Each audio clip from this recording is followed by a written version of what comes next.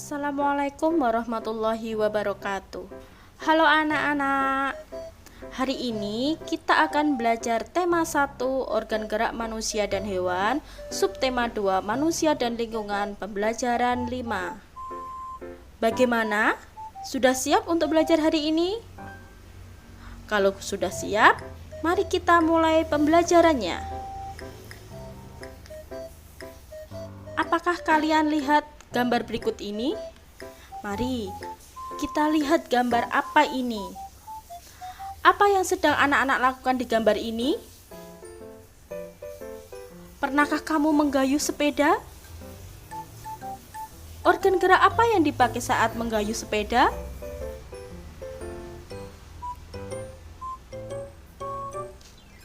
Di dalam pembelajaran ini terdapat tujuan pembelajaran. Yang pertama, setelah melihat video pembelajaran, peserta didik dapat menyebutkan macam-macam gerak otot pada manusia dengan percaya diri. Yang kedua, setelah melihat video pembelajaran, peserta didik dapat menyimpulkan macam-macam gerak otot pada manusia dengan percaya diri. Yang ketiga, setelah melihat video pembelajaran, peserta didik dapat menunjukkan organ gerak manusia dengan tepat dan sesuai format fungsi organ gerak. Yang keempat, setelah membaca teks tentang otot manusia, peserta didik dapat menganalisis ide pokok dalam paragraf dengan teliti. Yang kelima, setelah membaca teks tentang otot manusia, peserta didik dapat menyimpulkan ide pokok dalam paragraf dengan tanggung jawab.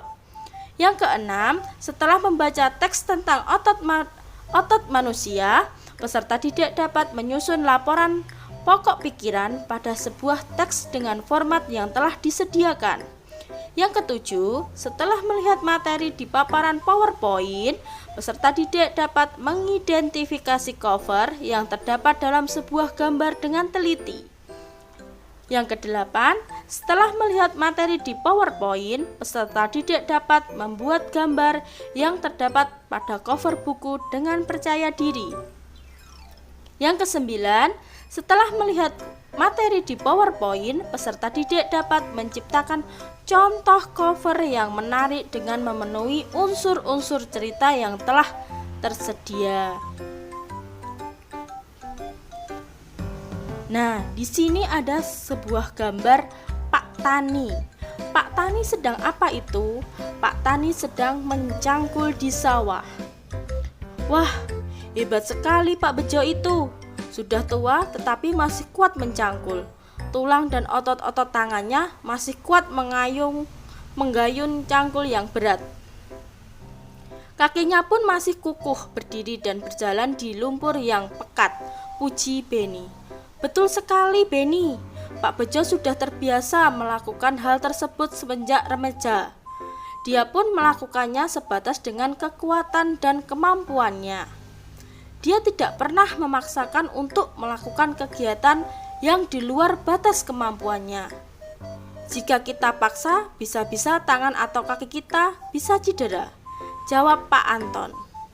Nah, menurut kalian, kegiatan apa yang disampaikan pada gambar cerita tersebut? Siapa yang melakukan kegiatan tersebut? Kemudian, organ gerak apa yang digunakan pada kegiatan mencangkul? Apakah kegiatan tersebut memerlukan tenaga? Mari kita baca tentang otot manusia. Silakan anak-anak baca tentang otot manusia di buku kalian.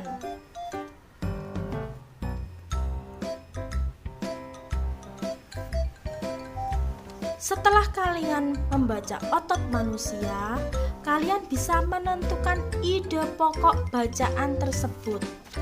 Apa itu ide pokok? Ide pokok merupakan inti pembahasan dari suatu teks. Untuk mengidentifikasi ide pokok, terdapat langkah-langkahnya, yaitu sebagai berikut. Yang pertama, kita harus membaca teks dengan sungguh-sungguh. Yang kedua, kita harus mencatat semua peristiwa penting yang ada dalam teks. Yang ketiga, kita harus menentukan topik serta kalimat utama yang menjadi inti dari teks. Kemudian kita bisa menentukan ide pokok dari teks tersebut. Setelah itu kita tulis ide pokok dari teks tersebut ke dalam sebuah tabel. Nah, coba kalian perhatikan gambar yang ada di hadapan kalian. Gambar apa itu?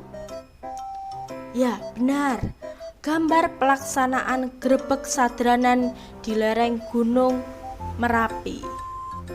Di dalam gambar tersebut ada beberapa orang mengangkat sebuah gunungan. Waktu mengangkat gunungan, kita membutuhkan otot tangan untuk memanggul gunungan tersebut. Dengan menempelnya otot pada tulang, sehingga kerja otot tulang bisa digerakkan untuk mengangkat gunungan tersebut. Untuk lebih jelasnya, apa itu otot? Mari kita simak video berikut ini.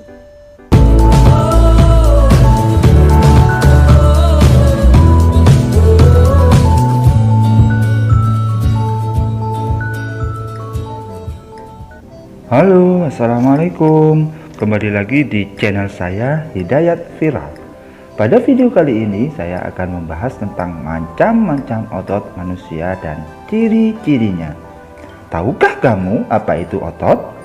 Otot adalah jaringan yang ada di dalam tubuh manusia berupa alat gerak aktif yang menggerakkan tulang sehingga menyebabkan suatu organisme atau individu dapat bergerak. Otot bekerja dengan cara berkontraksi dan berelaksasi.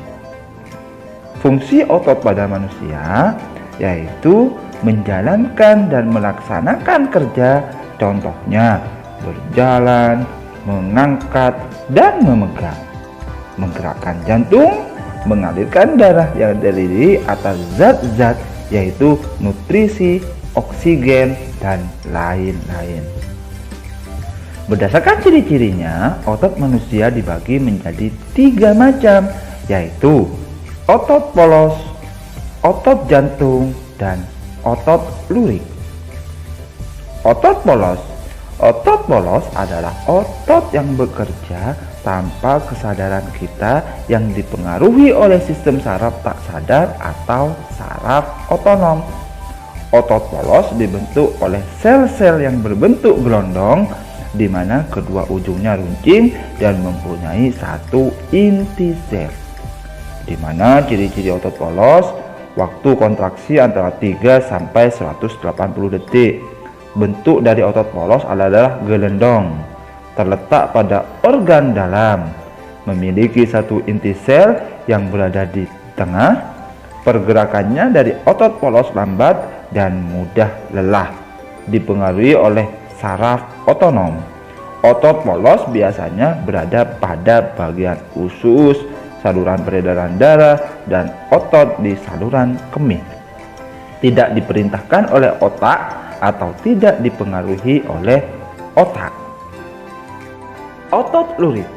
Otot lurik adalah otot yang menempel pada rangka tubuh manusia yang digunakan dalam pergerakan. Otot lurik adalah otot yang bekerja di bawah kesadaran. Otot lurik juga dinamakan otot rangka. Mengapa? Karena menempel pada rangka, di mana otot lurik karena adanya sisi gelap dan terang yang berselang-seling. Ciri-ciri otot lurik: bentuk selintis dengan garis gelap terang, melekat pada rangka, bekerja secara sadar dengan perintah otak, cepat dan mudah lelah, bentuk yang panjang dan memiliki banyak inti sel atau multisel, mempunyai pigmen mioglobin dan inti sel yang berada di tepi. Otot jantung.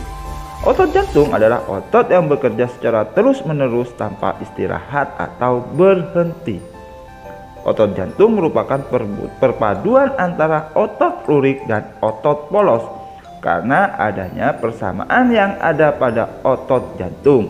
Misalnya, memiliki sisi gelap terang dan inti sel yang berada di tengah. Otot jantung berfungsi dalam memompa darah ke seluruh tubuh. Otot jantung bekerja di bawah kesadaran manusia.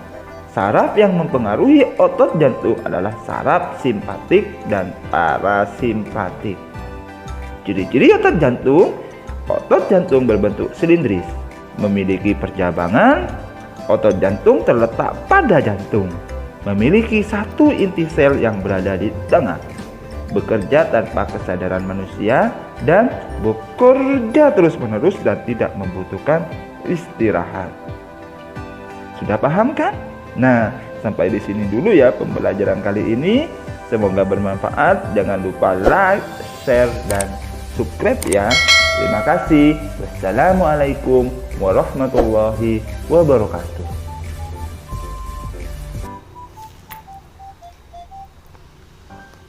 Nah, setelah kita melihat video tersebut, kita dapat mempelajari tentang apa tadi? Ya, tentang macam-macam otot. Di macam-macam otot tadi ada 3, terdapat fungsi, kemudian ciri-ciri otot pada manusia. Di dalam buku teks pelajaran kamu, halaman paling depan buku teks tersebut terdapat sebuah cover. Apa itu cover? Cover adalah tulisan dan gambar yang terdapat di halaman terdepan pada sebuah buku. Gambar cerita pada cover harus mewakili isi dari buku tersebut. Dalam pembuatan cover, kita harus memenuhi unsur-unsur cover. Yang pertama, jenis huruf pada cover harus menarik atau judulnya harus menarik. Yang kedua, kalimat penjelas judul singkat. Di dalam kalimat penjelas judul harus singkat dan mudah dipahami. Kemudian terdapat nama penulis. Kemudian identitas penerbit.